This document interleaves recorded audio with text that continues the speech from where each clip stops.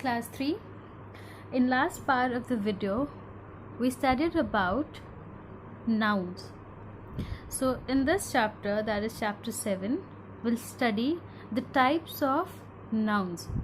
Now the two types of nouns that we are going to study in chapter 7 is common and proper noun. So the first thing about common noun. Now it says that the name we give in general to every person, animal, place or thing of the same kind is a common noun. Now common noun means general names of place, person, animal or thing. Now for example, if you see, if I write girls are playing in the park.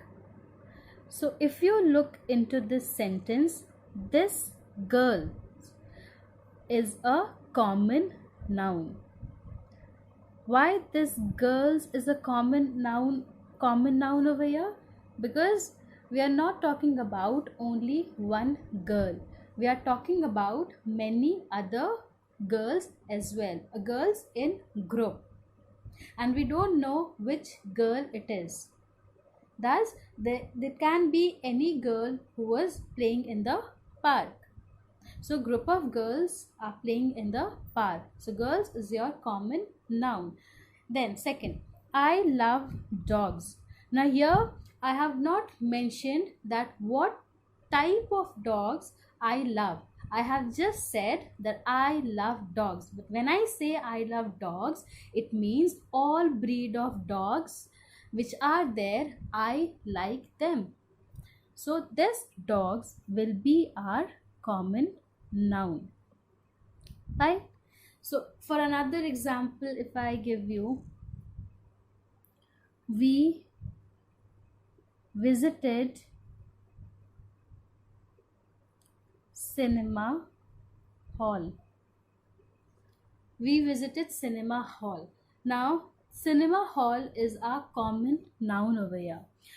Why common noun? Because we don't know which cinema hall we went. There's no particular name given to that cinema hall. It can be any cinema hall that is present in our locality. We are just saying that we visited this cinema hall. So this cinema hall is a common noun. Understood? Now moving forward to proper noun. Proper noun are those nouns which has special names of place, person, animal or thing. For example, if you see, Sheila likes to swim.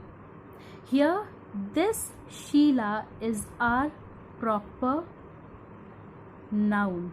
Why Sheila is a proper noun? Because we are talking about only one person over here, and that is Sheila.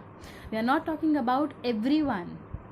If we would have talked about everyone, then this word would have been a common noun. But here we are talking about Sheila. We have named a person Sheila, and thus it is a proper noun. Next is we visited Delhi. Now again same, this Delhi is a proper noun. Why? Because we have mentioned the name of a place, that I visited Delhi. Delhi is a proper noun. I didn't said that we visited many places. I said I visited Delhi. I gave a proper noun. I mentioned the proper name of the place where I visited. So thus Delhi will be our proper noun. Fine.